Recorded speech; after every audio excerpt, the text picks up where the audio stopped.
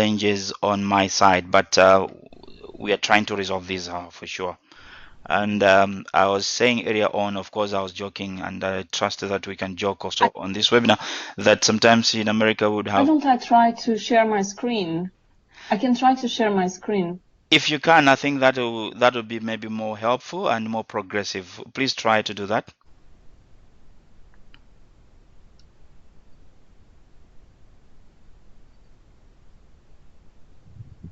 Yeah? Okay. Okay. I'll do that. I'm taking over as presenter. Yes, please go ahead. Taking over as active presenter, and I am sharing my desktop and see what happens here. Okay, I will stop seeing all of you. It's the only thing. So I have now in screen mode. I cannot see. Can you see my screen?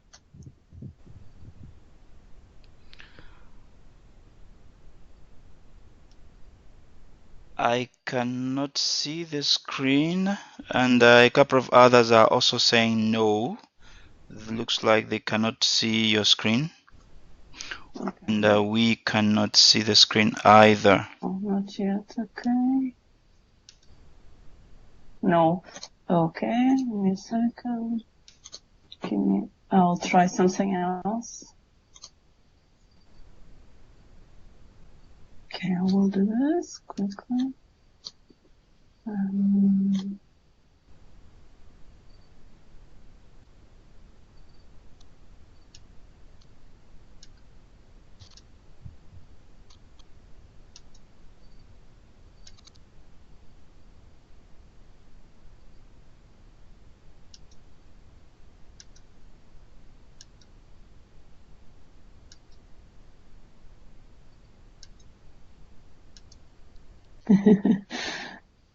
Well, great. At least everyone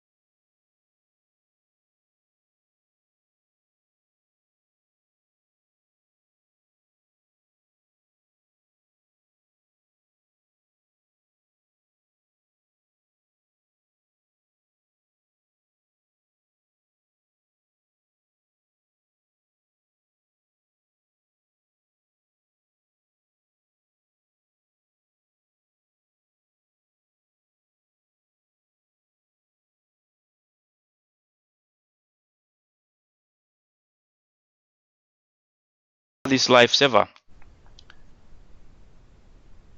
But as we began the conversation earlier on, so we are on the second slide. This webinar is focusing on a very, very important subject. This is about financing the sanitation target of the SDGs. And why this webinar is very important is because, as you recall, in the previous era of MDGs, we had the sanitation target as probably one of the mostly lagging behind target. And it's equally a challenge, especially as we enter into the SDG era, to talk about a target, or rather an issue that is really a challenge, at least judging from the previous era. So we are really focusing today on financing the sanitation target of the SDGs.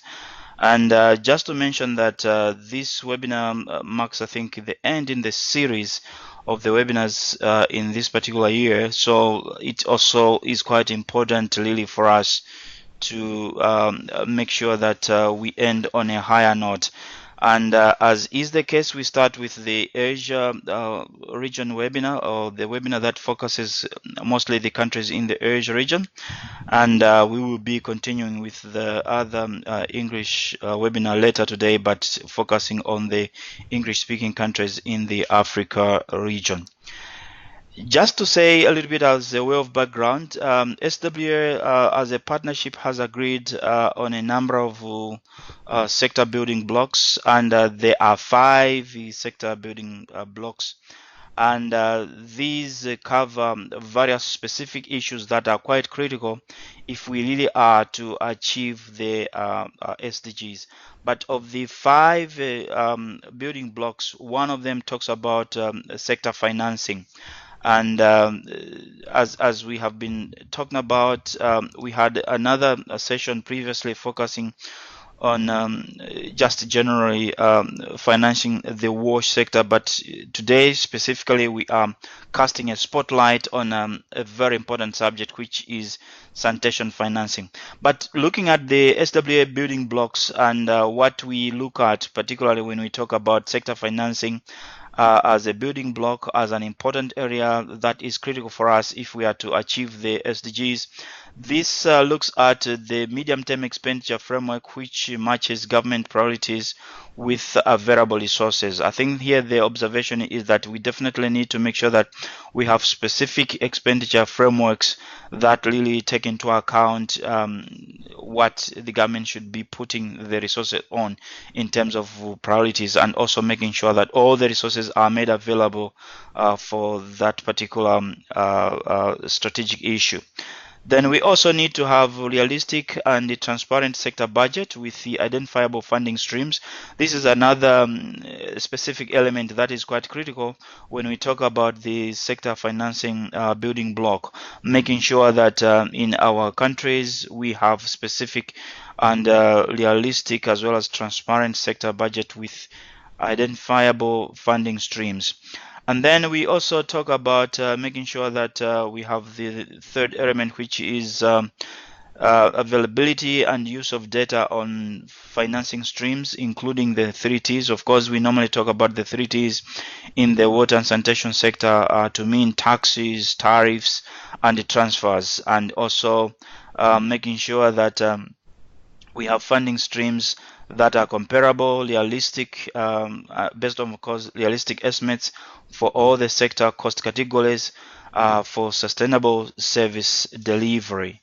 So if you can move on the slide on another issue that we normally also mention at the beginning of a webinar like this one is also to just remind all the people on the webinar that SWA has also, after looking at the building blocks, has agreed on collaborative behaviors. These are behaviors that the partnership, including governments, including external supporting agencies, private sector, the civil society, but also the research and learning institutions, making sure that we all together work in a manner that contribute to the achievement of the sustainable services. But in order for us to work collaboratively together, there are some specific behaviors that would definitely create an environment that enable us all to work collaboratively together, to work in a manner that is around some specific priorities as well. And there are 4 of these collaborative behaviors. They include us working together to enhance government leadership of sector planning processes. They also involve us working together to strengthen and use country systems, and also making sure that all the players use one information and mutual accountability platform, but also definitely working together to build sustainable water and sanitation sector financing strategies. I think there is an understanding there that if we work together collaboratively, then definitely we can achieve the SDGs. But as we speak today, the most important behavior is making sure that we are building sustainable water and sanitation sector financing strategies. And in this case, definitely it means that making sure that we have articulated our financing strategies for sanitation. So at this particular point in time, and definitely building on the SWA collaborative behaviors, but also taking into account of the building blocks that have been identified for sustainable water and sanitation sector. This particular building block on sustainable water and sanitation sector financing strategies look at quite a number of things, like making sure that yes, we have comprehensive and realistic sector financing strategies, but then also making sure that we are clear on the financing for the life cycles, and then mobilizing all the available resources, and of course it also makes sure that we have transparency in terms of making sure that we are supporting accountabilities as well. So it's a question of definitely making sure that all the partners build the strategies with a goal of making sure that we are achieving sustainability, equity, and also transparency. I think that I was just trying to summarize what we are seeing in the slide. At this particular point in time, I would like to invite Katrina, who is making quite a moving presentation on financing the sanitation target of the Sustainable Development Goals. And at the end of her presentation, definitely we will have an opportunity to make some comments and contribution. We were supposed to have a presentation from one of the countries after Katrina's presentation, but looks like we will be able to have this presentation in the next series of the webinars. But for today, I think at the end of the webinar, at the end of the presentation by Katrina, we'll have an opportunity definitely to make sure that we can make some honest discussion on this particular topic. We definitely have quite a lot of time to do that, and we'll try as much as possible to make sure that it is as interactive as possible.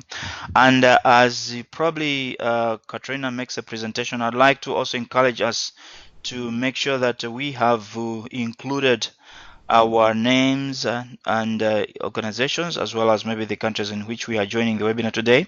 But in an event also that you have a comment or a question in the course of the presentation, feel free to drop it in the chat box. But at this point in time, let me hand over to Katrina to take us through this framing presentation.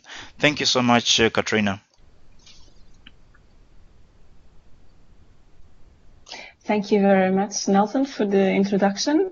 So thank you to Riz for passing the slides. I don't know if the animation will work. I just realized that, but we'll see what happens. So thank you for joining us today to discuss one of the largest unspoken problems of the Sustainable Development Goals, which is how are we going to finance the sanitation target? Next, please. So I will talk about what we know, and it's easy to address, what we know, and it's difficult, but also to be perfectly honest about the things that we actually still don't know on financing sanitation. Next, please.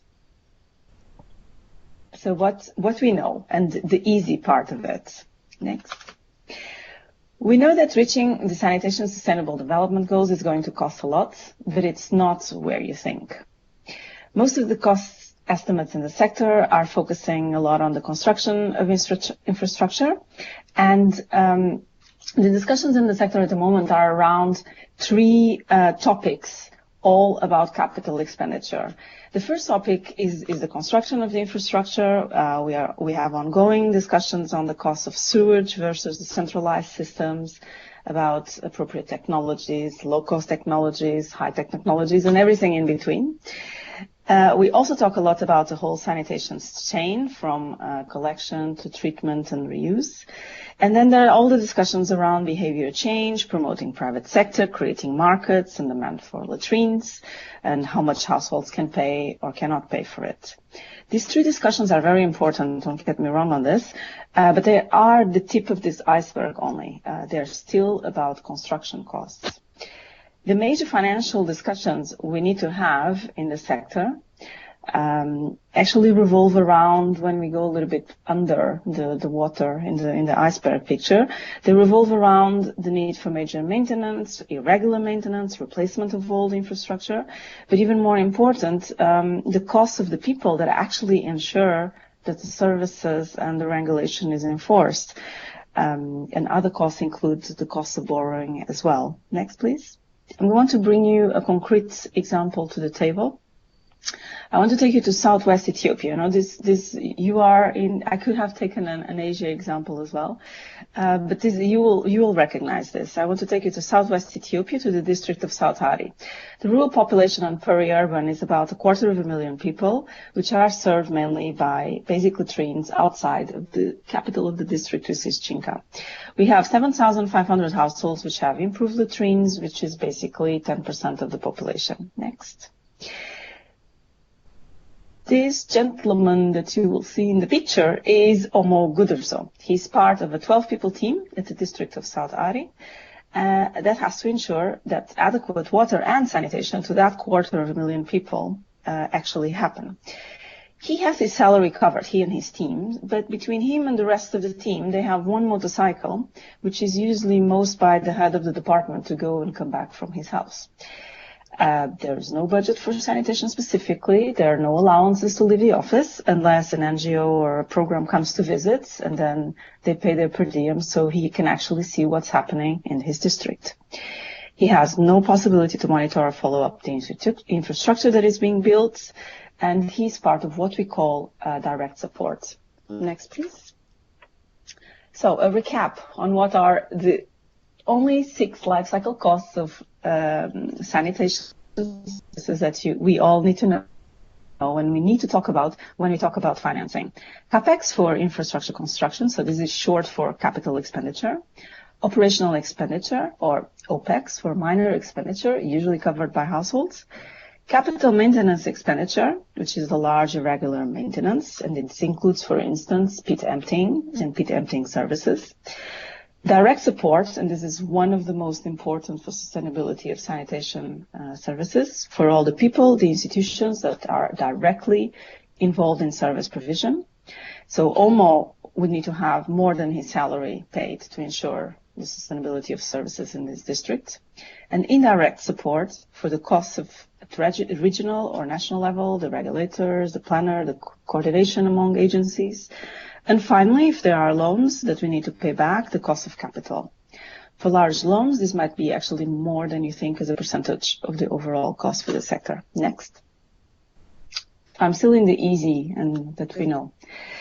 So we also know the scale of the challenge. Actually, all in the presentation, all the links are, all the underlined text is actually a hyperlink to all the sources. So a lot of the data comes from different sources.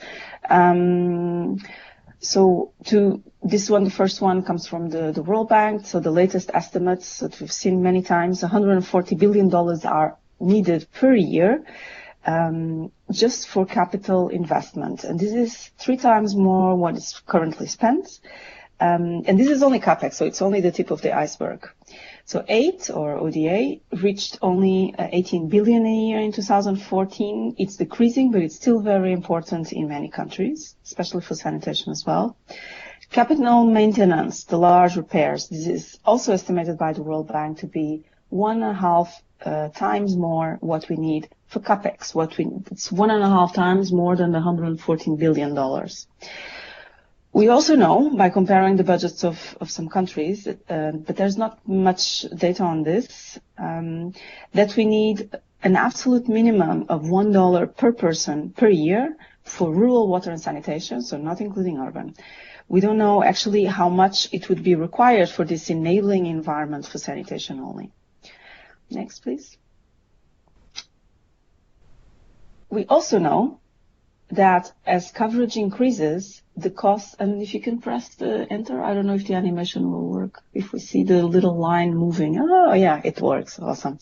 So we also know that as coverage increases, the costs for the enabling environment are becoming increasingly important. So at the bottom of the x-axis, we have the coverage rates, and on the y-axis, we have the sector effort and costs. So as coverage increases, more it's needed to be spent on capital maintenance, which is the red area in the graph, and on indirect and direct support, which is the recurrent expenditure in blue. Next, please. If we don't change the expenditure pattern, what we see, and this was mainly done for water, is that there's a stagnation of coverage between 60 and 80%. As countries are pumping more investments into the infrastructure, the existing one is failing at a higher rate, and the coverage flatlines or decreases. As a preparation for this webinar, I went to the World Bank Data Bank. Next slide, please. And I took a couple of countries just to understand who was flatlining and who was decreasing. So this one is for urban sanitation. And you can see it's interesting because for sanitation, it looks like actually the flatlining is much lower than the water. So the water, I said the danger zone was about 60-80%. We are seeing this flat line also in countries like Indonesia, even in India since 2014. We are not seeing yet the impact of the investments. I did not want to show just the cases where this is happening. I wanted to give you some good examples, and you can see Cambodia going very, very, still with a high level of increase in coverage at 80%. What these countries have all in common is that they increase the investments in sanitation. So you're seeing an increase in investments in sanitation, but you see flatlining on coverage. And the next one, I also did this for urban. Next, please. So we can see, again, you can see a bit of a flatlining in a lot of countries, including India. This is for rural. And the case that most of us know in the region, Bangladesh, keep going strong and going above 60% of coverage. The next two slides are for Africa, so I can pass quickly. We don't have to go through them. So it's like another one, and I won't go into them. So this is what we know, and it's easy. I want to now move to what we know and is difficult. Next, please. We know that there are limited sources of finance for WASH. I told you about the 6 cost components you need to know to cover, and there's only also 3 sources of finance you need to know to cover those 6 cost components. Well, as we all should know by now, there's the 3 T's of the OECD, so tariffs paid by consumers, taxes paid by citizens at national or local level, and then redistributed through sector budgets, and finally transfers, which is the international aid. Well, actually, few countries are also lucky enough to have their own resources, mostly from natural resources. But then the most important, next, you can finish the animation. We still have a big financing gap. Next, yes, and where we want to go is actually in the sector is to be able to decrease this financing gap by increasing the very low or improving the low tariff systems we have at the moment, increasing taxation that is redirected to the sector, as we are seeing ODA and transfers decreasing. Now, next, but what is difficult about this is that, next, so we've finished the animation. Yeah, next. Yeah. Yes. So the difficult part, oops, going back.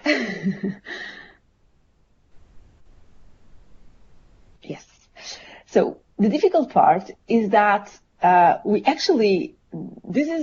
still don't know how much funds we have in many countries, how much do we need, and then what mechanisms are we going to use to cover some of the 6 cost components. Next. And you can see this it was very interesting this year from 75 respondents to the WHO GLAAS report. Next. I just want to finish the animation, this one.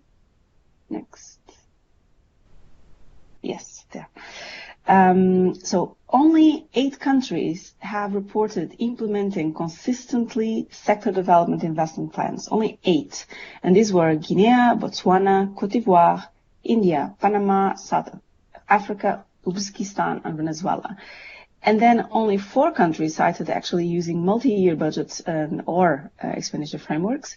And for urban sanitation, these were Albania, Senegal, Mali, and Pakistan.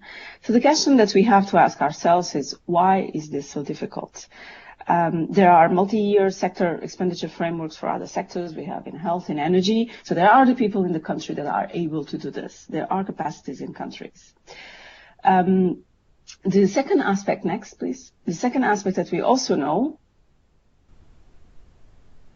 are, and this is from the latest GMP report, is that we have higher inequalities in access to sanitation compared with water and hygiene. And these inequalities can be seen between countries, between region in each country, between urban and rural, by wealth quintiles for different minority religions or castes, also within countries.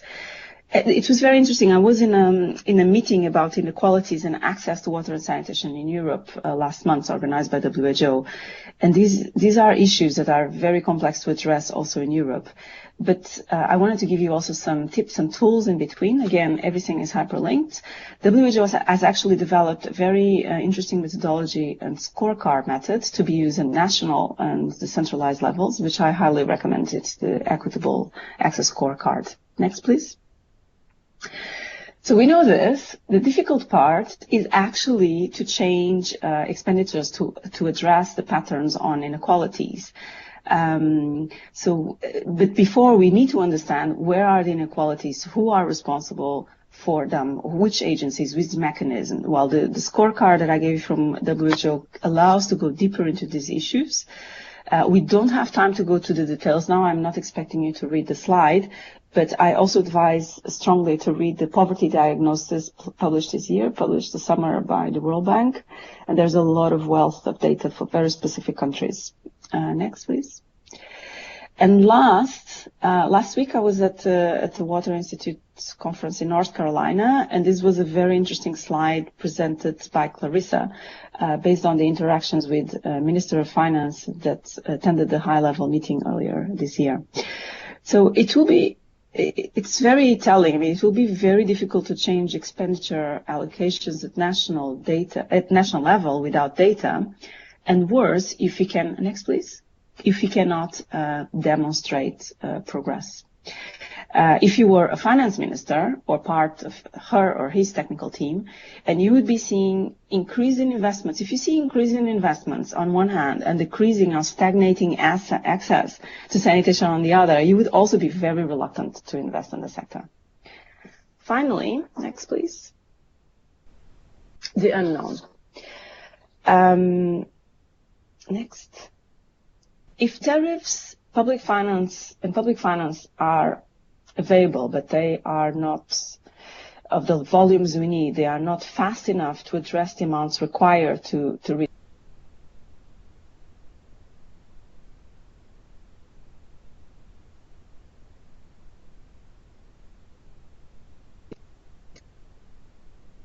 Oh, sorry, I lost sound. Got it.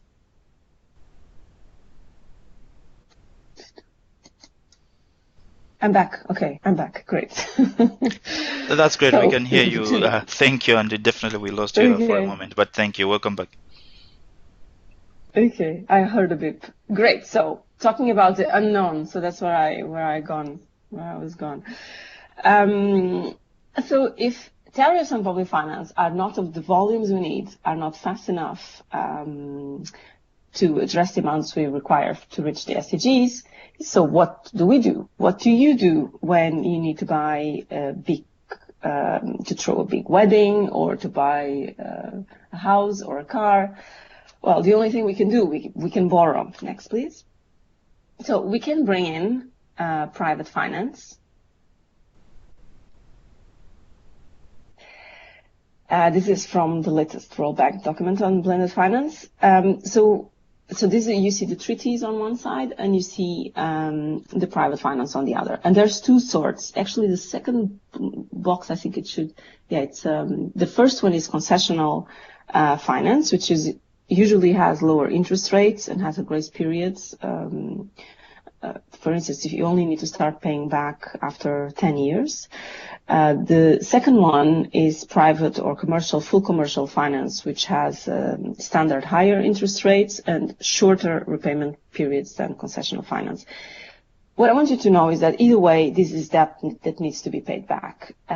This is a very simplified slide. The reality is a little bit more complex, and there are many combinations that you can have of public and private finance with different mechanisms which are called blended finance. You don't need to be an economist to know this, but I want to give you some tools to be able to ask the right questions. Next, please.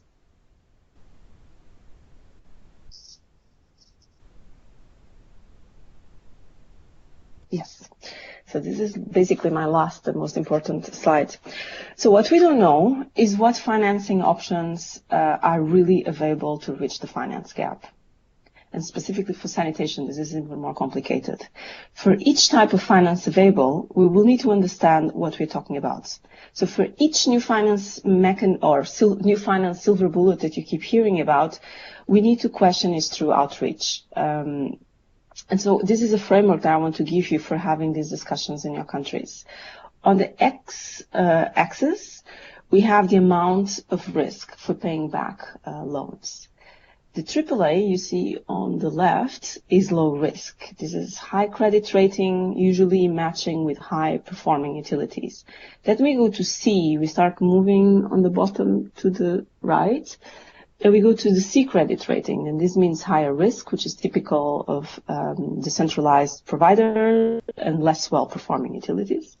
And on the right side of the slide, there is high risk, so no credit rating. And this is the spectrum where there is no formal utility providers, or you have very decentralized providers, usually rural areas. On the y-axis, we have the amount of finance required. So a couple of important points I want to make here. Yeah. The first one is that at the moment, a lot of the finance available for sanitation, so bond financing, project financing, the purple, the dark yellow, these are all the equivalent of the Rolls-Royce side of the financing spectrum. They require sophisticated governance systems, high efficiency of utilities, proper regulation, developed financial markets, and a lot of criteria that many countries still don't have at the moment. The second important thing I want you to know is that all of these finance mechanisms require some form of match from public finance, and that's why you have this blue area around it. So public finance is required to basically reduce the risk for private investors to make the sector attractive enough. The more we move to the right side of the diagram, where there is more risk, the more public finance is needed. This is also where most of the poor that don't have access fall into this category. So the third and final point is that in most wealthy countries, universal sanitation coverage was achieved through a combination of public finance, private capital, and tariffs. And therefore, most low and middle income countries have basically two possible approaches to finance sanitation, and none of them is rocket science, really. So the approach number one is to redistribute the funds from other sectors. This is absolutely essential. Governments have to increase the budget allocation to sanitation from existing budgets, but to do this, you need to have the data, you need to be able to track progress to show that actually it's a worse investing sector. And approach number two is to increase local and national tax revenue. And of course, such taxation has to be equitable, so it's not simply by increasing the tax burden on low-income citizens. So But both approaches require that funds are spent efficiently. But also ensuring that more money goes into the enabling environment. We come back to the iceberg. So we need the money to go to the people and the institutions, not only to construction of infrastructure. Next, please. My time is up.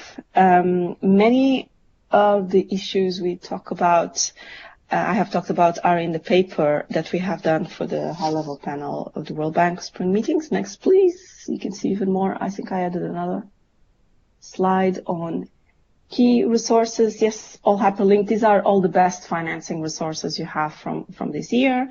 And next, please. This is my email. And then I have another slide which is on questions. I don't know how. I think I hand over to the facilitators. And I managed to stay under 15 minutes, I think. Thank you so much. A big hand to Katrina. This is quite awesome, and yes, you have made it within the time that was allotted for this. But trust me, today we have quite a lot of time, Lily, because we don't have any other presentation apart from this one. But definitely we asked Katrina to come up with some specific questions that are just to help us in terms of our discussions and looking at how best we can deal with this particular topic that is quite interesting for us. So the questions, as we can see from the last slide, is: do you recognize some of these problems? And I think this is talking about the issues that have been articulated in this particular presentation, especially when we look at sanitation financing. And then if we recognize some of these problems, then what are the constraints to understand existing expenditure at the different levels? This is also to make sure that we are relating with our real life situations in our countries. And then the other question is, what are the constraints to develop sector financing strategies? Because definitely when we understand the problems, when we recognize the problems, when we understand the constraints, definitely we have to be moving towards making sure that we are developing the financing strategies. But again, as we do that, what are the challenges and constraints? And I think Katrina has helped in terms of also pointing us towards some specific areas that we may have to be looking at in this particular case. And then when we talk about leaving no one behind, the question is, what will it take in terms of time? So it's a question of saying, yes, leaving no one behind, but what will it take in terms of time, or what are the political decisions? Or is it just a political decision without necessarily having any relevance in the real life situation as we understand it? So colleagues, we have heard from Katrina. I didn't want to say it at the beginning because I didn't want us to be scared of her credentials, but Katrina, she is head of innovation and international program at the IRCs, and she has done quite a lot of work on financing of the post-2015 or the SDGs, as we have heard. She has also had quite a couple of blogs. I think I have a colleague from Tanzania who says blogs, so blogs that are just discussing this as well, and we can probably follow her if that is necessary as well. But at this point in time, let's spend a moment, or rather the time that is remaining, to probably ask questions, seek clarifications where necessary. So I'd like us to either use the chat. The chat box is where maybe we can drop our comments or questions, but at the same time also, if you'd like to reflect on specific questions that are showing in the last slide, then definitely let's also do that. So for some reason, which is again weird, is that I'm not seeing any updates in the chat conversation. I'll try to make sure that I probably seek some support from my colleagues on that one. But let me see if there is anybody who would like to ask Katrina a question at this point in time, as much as also we encourage you to drop your questions or comments in the chat box. Let's see if there is anybody who would like probably to ask or make a comment based on the presentation that Katrina has given us today. Any comments, any questions? the floor is open to all of us.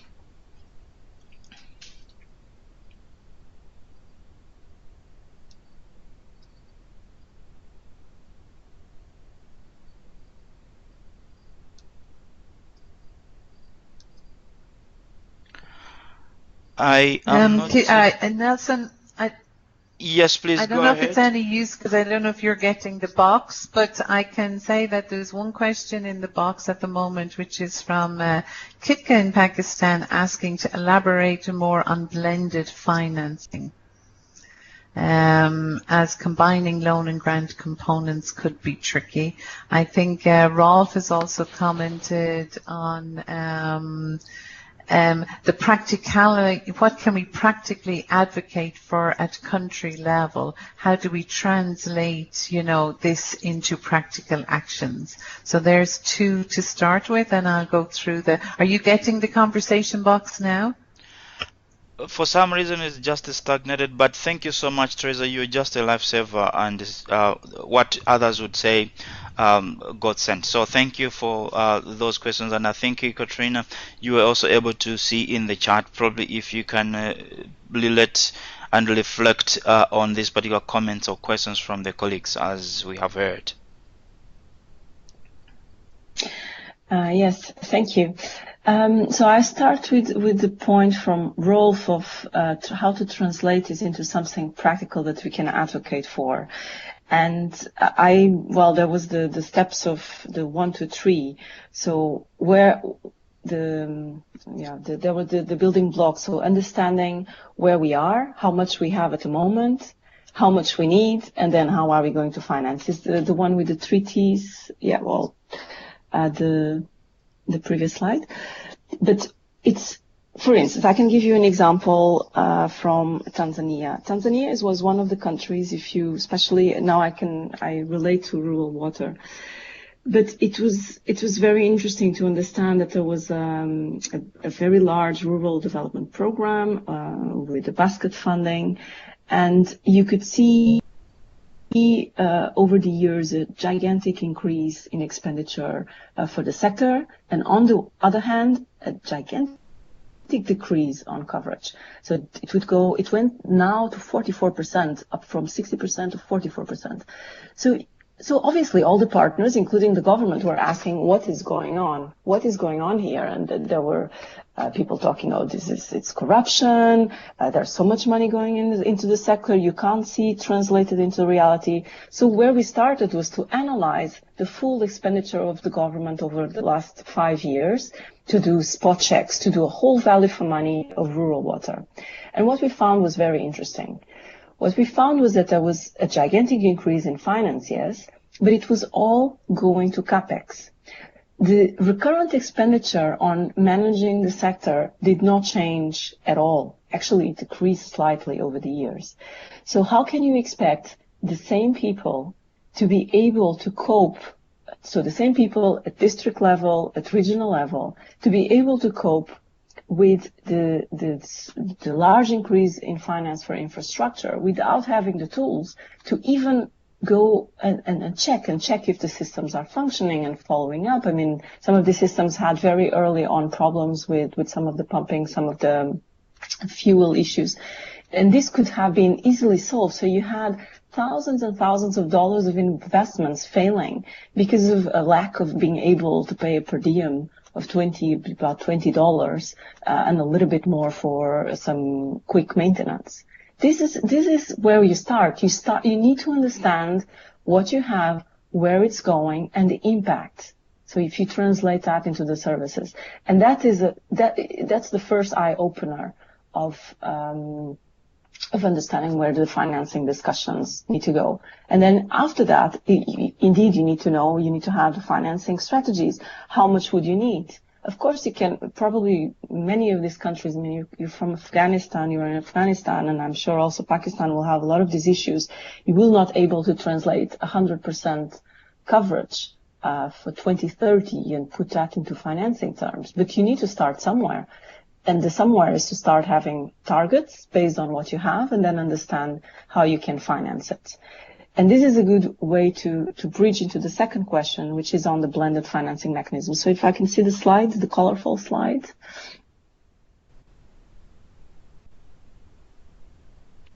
Yeah, and yes, it's tricky. And indeed, thank you, Nelson, for mentioning my blogs. I actually wrote just last week, there was a blog published on the blended finance. There are some issues with it. I mean, we know that this is how all the wealthy countries did it. They borrowed. We got the Netherlands, the UK, the US, we all borrowed to be able to have the services we have now. And the countries had one thing. A lot of the finance was the blended finance was through municipal bonds. So the municipalities were able to issue bonds to have cheaper finance, but they could also ring fence the tariffs for paying for services to be able to pay back the investors. And that meant for people to pay their tariffs, it means that the services had to be of a decent and quality and efficient, so people pay for it, so the municipalities can pay the money back.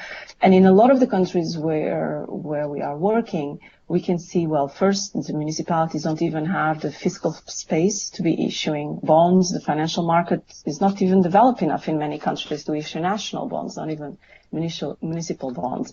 That's why I like to give this, because you don't need to be an economist, but for any new financing mechanism that comes and shows potential, you can ask the questions. One, where are we in this spectrum? Are we just talking about your two top high efficient utilities in the country, or are we more to the right? And two, how much public finance is actually needed to release some of these funds? Because one of the tricky points I mentioned in my blog is that sometimes a lot of the public finance is required to match with the private finance, and this private finance is going to the urban areas, which are the ones that need it the least, etc. So we go back to the inequality issue.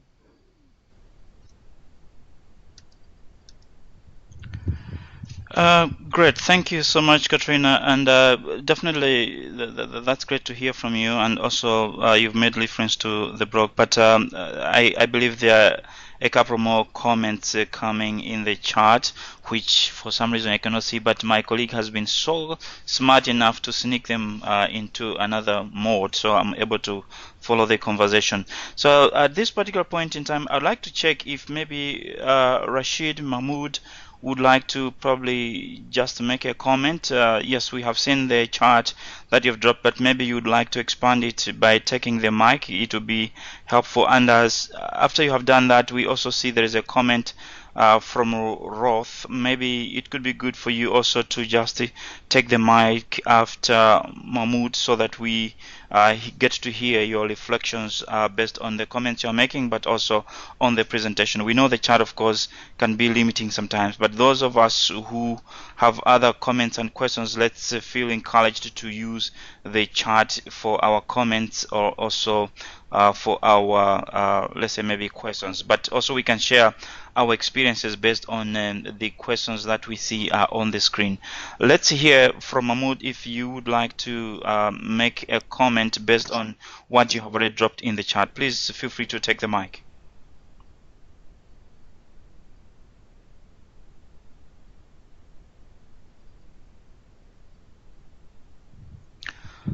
Okay, it does appear that maybe we cannot hear you, Mahmoud, so I'm not so sure, Rashid, if it's an issue of audio, but we have seen the comment that you have made, and this is a comment that maybe we wanted you to talk about.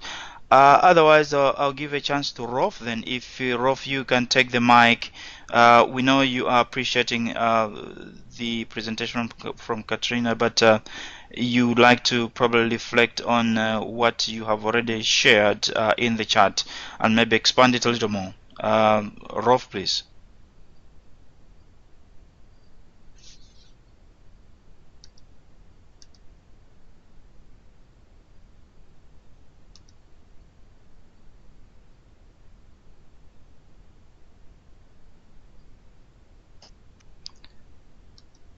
for some reason, we cannot also hear Rolf. I'm not so sure whether you made effort to pick up the mic to speak, but I just want to read out. Sorry, Okay, fine. So now we can hear sorry, you. this is wrong person.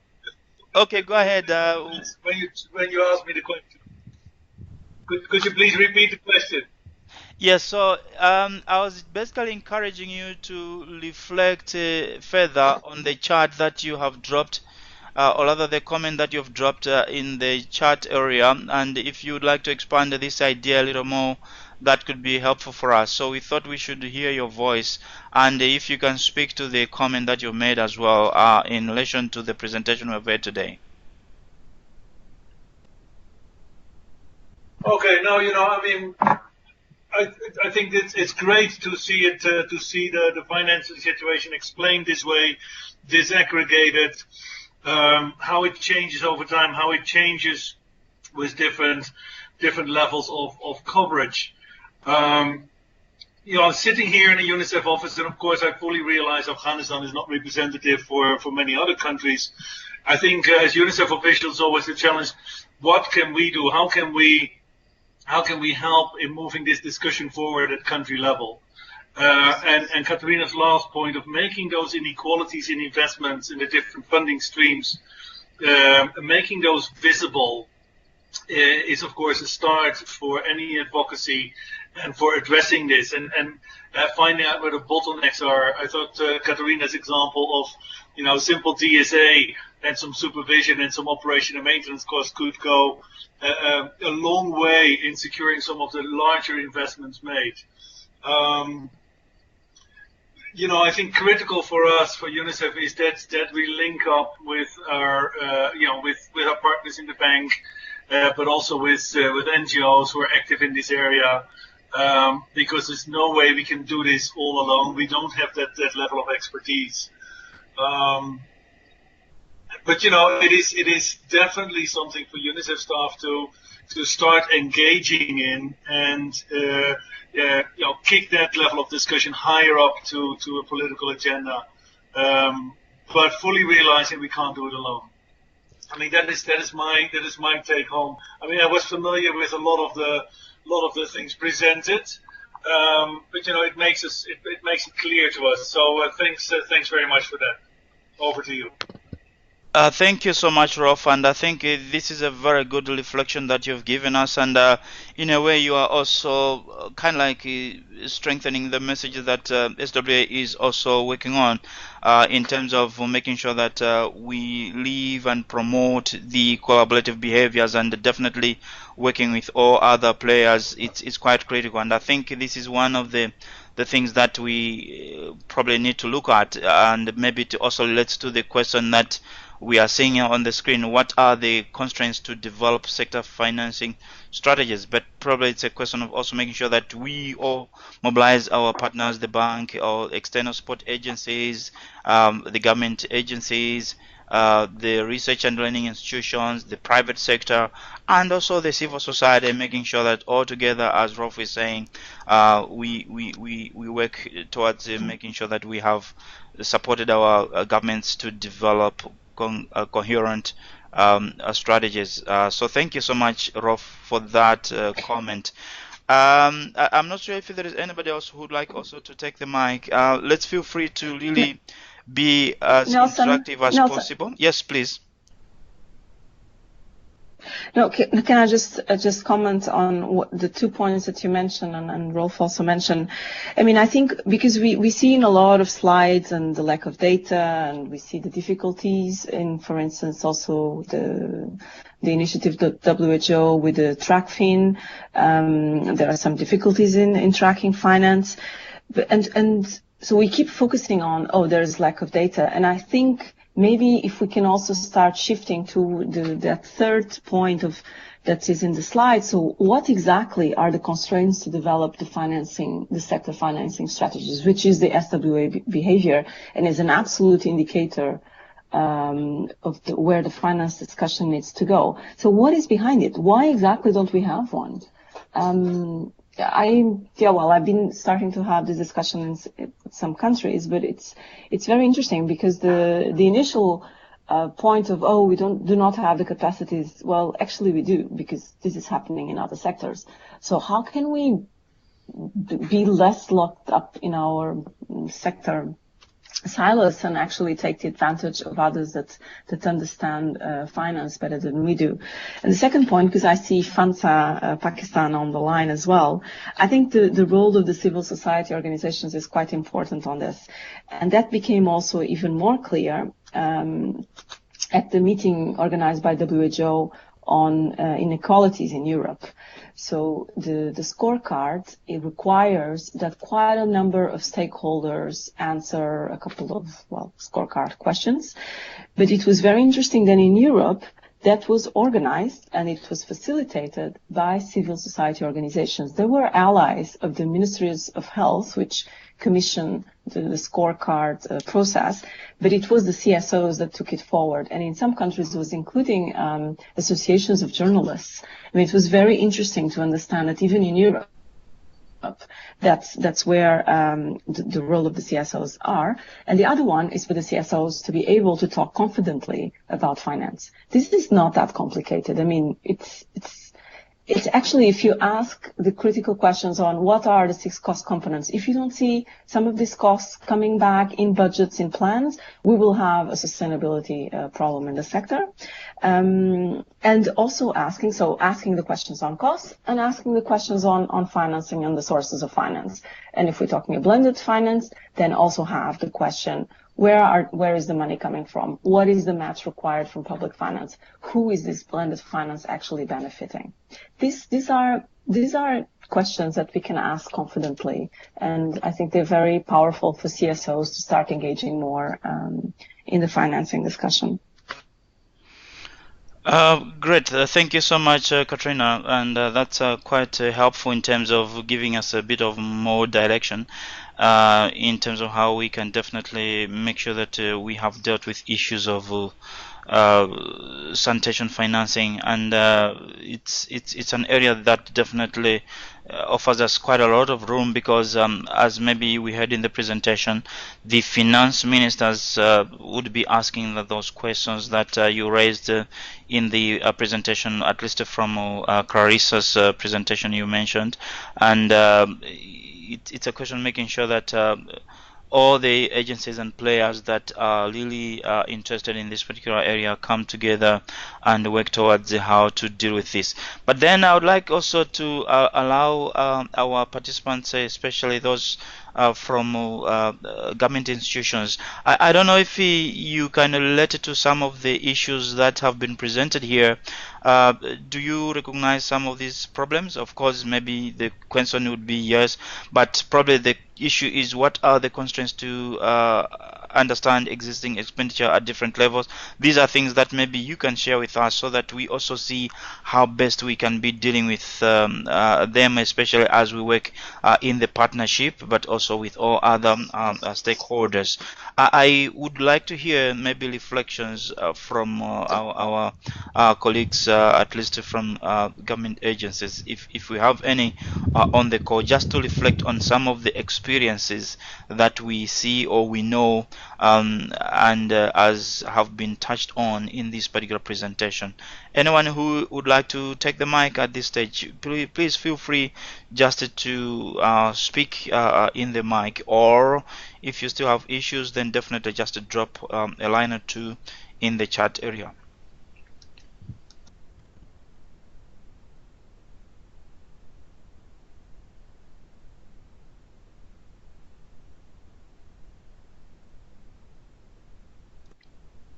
Nelson, this is Rolf again. Sorry, if somebody else wants to speak, then let them go in a moment.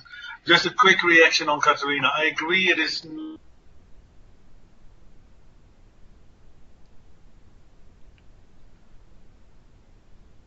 Yes, Rolf, looks like we have lost you, but it was great that you were coming in to just to reflect further on the comments that have been made by Katrina. So go ahead, please, Rolf. Okay. I agree with Katarina that it's not all that complicated and we know quite a lot, but it is the practicalities of getting the right people in the room and getting the. Sorry, Pam, could you please close the door? Thank you. Sorry, guys. Getting the right people around the table that understand this and then can with it. I think that is the major challenge, and for that you will need to have your data. It is not just in an academic realm where we are. I mean, to translate this into action, there's politics involved, there's positioning involved. So you need to have better materials for advocacy and doable and come up with doable actions to actually take this forward. It starts, of course, with the understanding, but getting the right movers and shakers and the people in the room that understand this and want to make a case for it, I think that is critical. And yes, other sections have done that, health and education, but health and education have far more support generally than WASH amongst external support agencies, amongst CSOs, even within government. There's more support for those larger sectors also from the bank than that there is for WASH. And I see that WASH is very often a stepchild when it comes to politics. And, you know, thinking bigger, SWA has a role to play in that. And I want to throw that challenge to SWA to see how they can lead these kind of discussions in country. Over to you.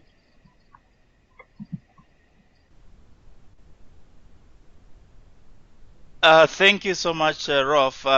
This is very, very interesting that you are also placing a bit of a huge responsibility on SWA, and I think we have taken note of that. And as you put it, it's very true that definitely we need to make sure that we have the right people around the table and making sure that we are able to together work towards dealing with this particular challenge as well.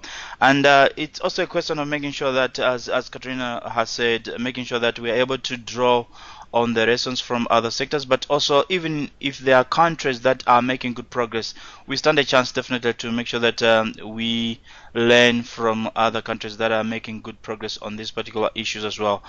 Some of the issues that have been mentioned as solutions, like the branded financing, are issues that I think are emerging quite a lot in various discussions these days when it comes to sector financing. But again, it's a question of making sure that we have probably good lessons and models that we can probably apply in our different contexts as well. Now, at this point, I'd like to check one thing, Katrina, and this was the question that I had. When you earlier on mentioned or shared with us the coverages, it was quite clear that definitely we have the urban setting and the rural setting, or the access figures in the urban, the rural figures definitely are slightly different, meaning that probably we have a different set of challenges in this particular case. So we can talk about the sanitation financing generically as an issue, but should we be also looking and paying particular attention as we develop our strategies when we look at the rural sanitation issues and the urban sanitation issues, meaning that probably what we prescribe as solutions in our strategies, we have to be sensitive to the fact that the situations in the rural context and in the urban context are hugely different. Maybe if you can comment on this as well, it could be helpful for us just to understand how much of a challenge is this issue of urban and rural sanitation when it comes to financing. Clear. Just before going to your question, just responding to some of the CSO role and be able to. So Karam is saying that in Pakistan, UN, NGOs, and civil society are not seen as legitimate facilitators for dialogue on blended finance, and seen more as active advocates for public financing only. And I just wanted to reflect on this. I've been working quite a lot with CSOs from different countries on finance, and indeed, I mean, the role so far has been the advocating for more public finance. So we need, and it's true, we need more public finance for sanitation. We need more public finance for the SDGs. But what we are finding out is that maybe we need to go one step back, and we need to go, and this was also inspired by the CSOs in Europe, of actually facilitating the understanding of finance among the different ministries of water and health, understanding the budgeting processes, understanding the inequalities on financing for rural, for urban, for different types of for different population groups, so instead of just advocating for more public finance, start facilitating the finance discussion and helping our colleagues in the sector to understand what it is all about, and being also working more as allies to develop that capacity and access to data. So this is just a tip from working the last months with more CSOs on this. So on your question, Nelson, of the context-specific areas for sanitation, urban and rural, these discussions are important when we come to the different cost components. So when we look at the 6 cost components in urban areas, the management of sanitation services and the people involved in service provision, their salaries, are usually part of OPEX, of the operational expenditure. In rural, they're not, because you don't have a utility running a service. It's the centralized service provision. And so this is where the direct support costs are even more important for the sustainability of rural sanitation services than they are for urban. Equally, for urban, the infrastructure requires the proportion of capital maintenance, so large maintenance, replacements, etc., of infrastructure is more, it's a higher share of the cost in urban sanitation than in rural sanitation. So that whole block on capital maintenance for urban sanitation, it's extremely important. And this is where, so we call it asset management. And asset management of urban sanitation is absolutely critical for sustainability. And it doesn't exist in many of the countries as well. So what infrastructure do we have? What's the status of it? When it will need replacement, etc. Because at the moment we are fixing on failure or not fixing at all. And we need to start be able to do more preventive maintenance because it reduces also the costs. Great. Thank you so much, Katrina. This is really helpful as well, and we appreciate that you have also shared some experiences or rather what you know could be the role of the civil society, and you have mentioned about the media, so this is really helpful. And coming from this particular webinar and also the discussions, I think we are seeing quite clearly that we have quite a couple of options when it comes to addressing the sanitation financing gaps, and I think the presentation has highlighted this pretty well. You have also pointed us, Katrina, to a number of maybe area discussions in the blogs that probably might have gone by in the weeks, and we'll try to also look at these. There is also let's say a point that has been made already and maybe several times here, that we need everyone and all the constituencies around the table if we are needed to develop robust sanitation financing strategies. And we have a chance here, of course, to also learn from those that have made progress in this particular area. It's a question of making sure that we are able to identify those best or good practices or models that we can apply.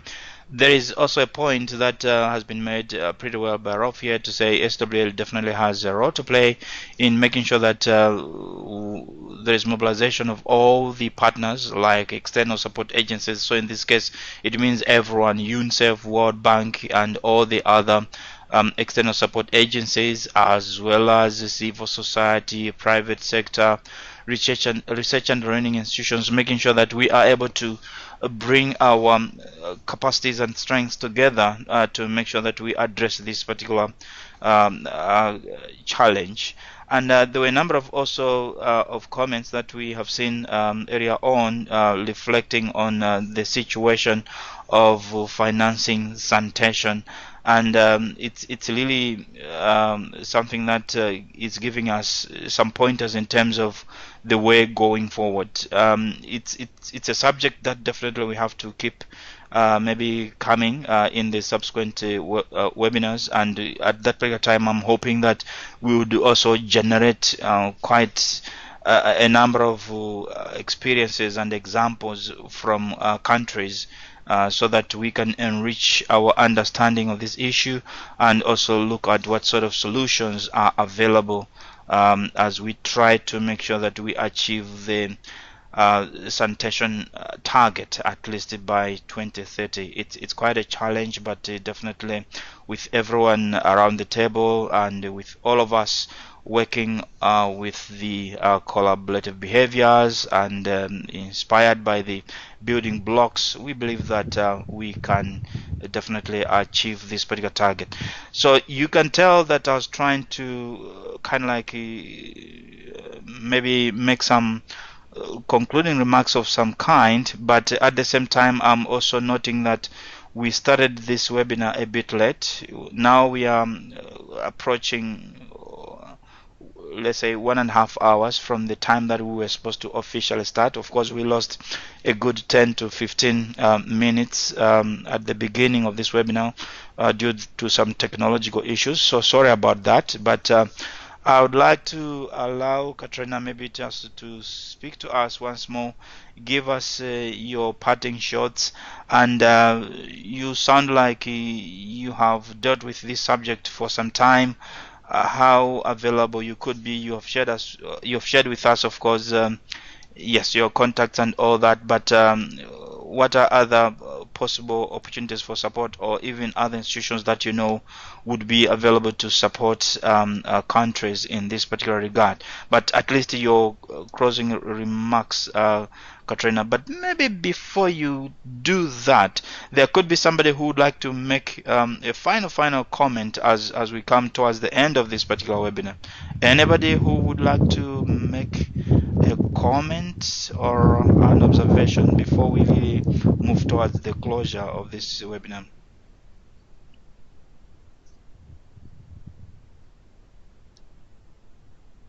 Just a very quick comment from me from a UNICEF perspective, I guess, and that is we also have a very large program going on which is called Public Financing for Children.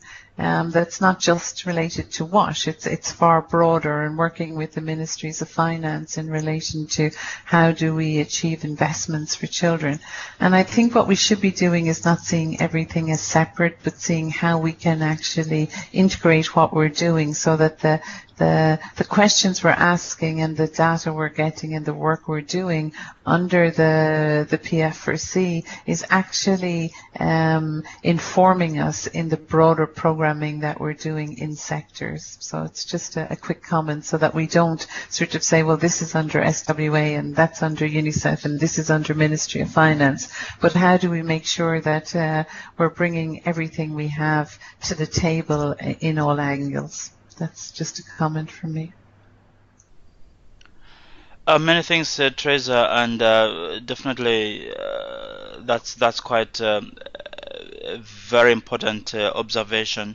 And I think I recall recently we have had a conversation with other partnerships. So I think from what you are saying, it's basically solidifying and making a bit more concrete the fact that we have to work and yes, focus on sanitation, but definitely it's also making sure that we have all the other partnerships maybe working collaboratively as well. I have attended some meetings of the early child development partnerships not too long ago, and I think we are observing the same thing, that sometimes the challenges that we face, regardless of which particular sector you are in, are more or less like the same as well. And if we can work towards making sure that we are creating processes and platforms that allow us to cross-fertilize our ideas and our stories, and at the time that we're maybe building capacity or strengthening capacity for counterparts in the government, making sure that we are approaching this together as a unit. So I agree with you, the fact that we definitely need to work together with all the agencies, and without necessarily necessarily splitting hairs or without necessarily working in specific silos, but making sure that we are working also in a manner that break the silos, and we should be able in that way to bring to the table all the necessary skills, even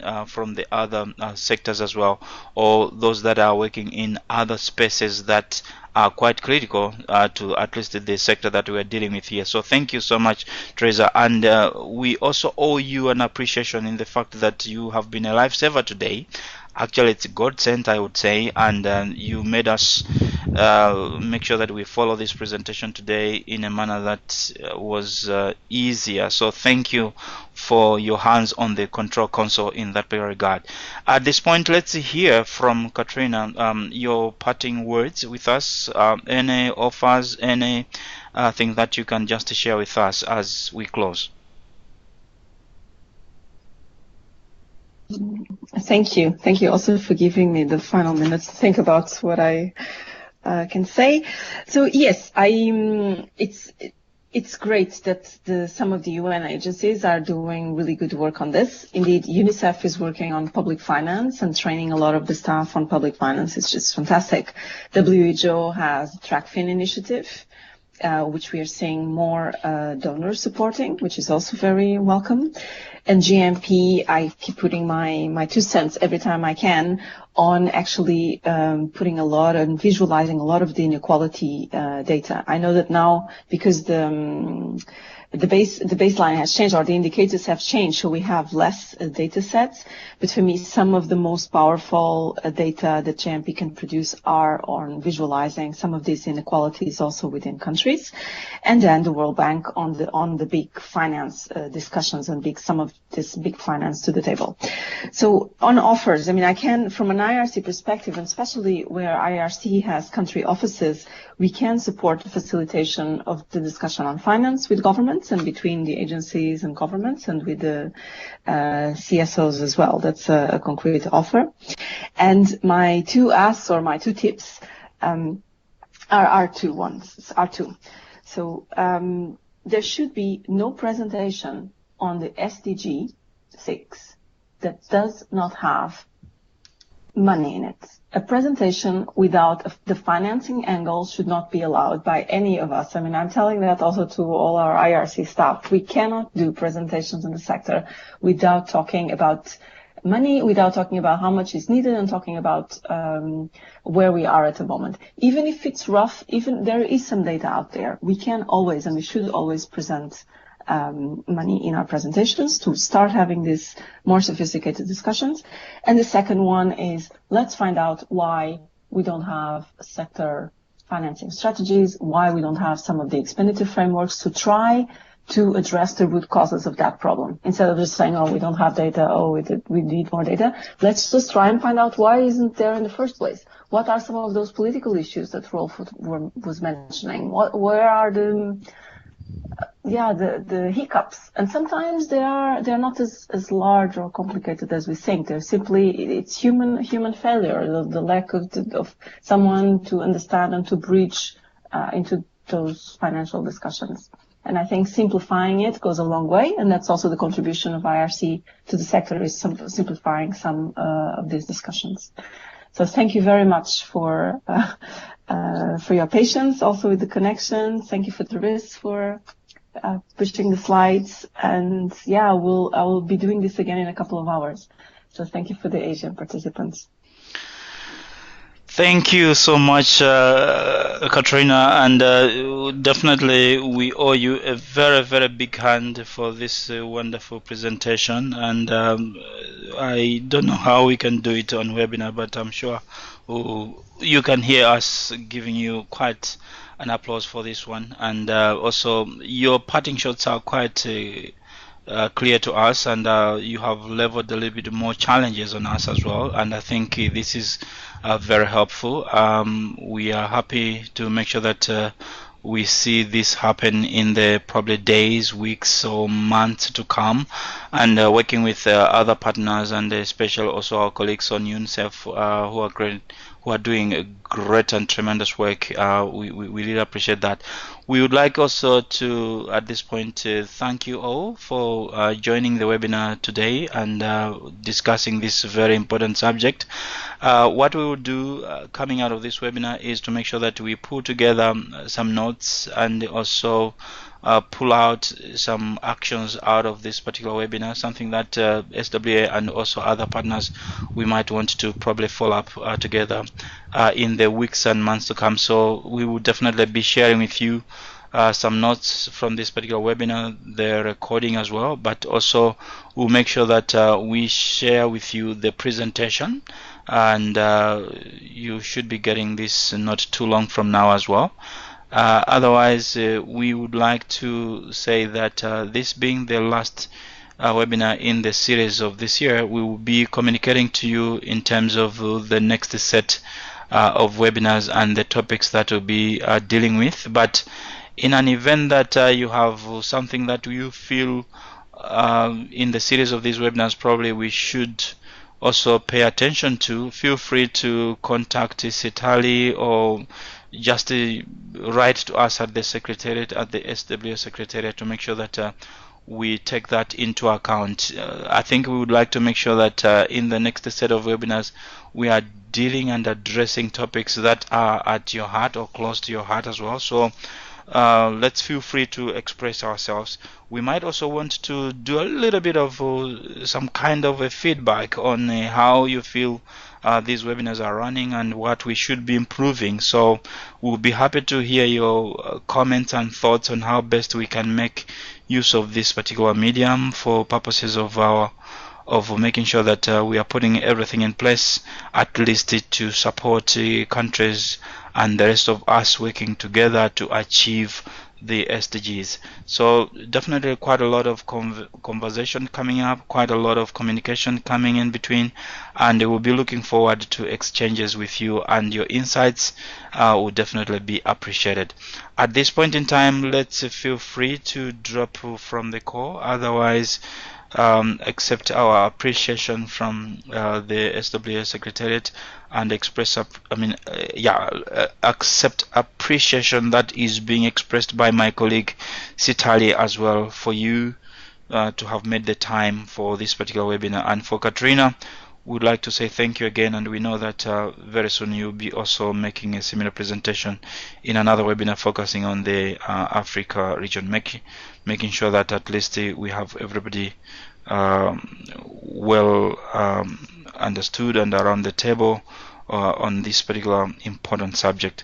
Otherwise, this marks the end officially of this particular webinar. So thank you once again, and we'll be in touch pretty soon. Thank you, and thank you very much.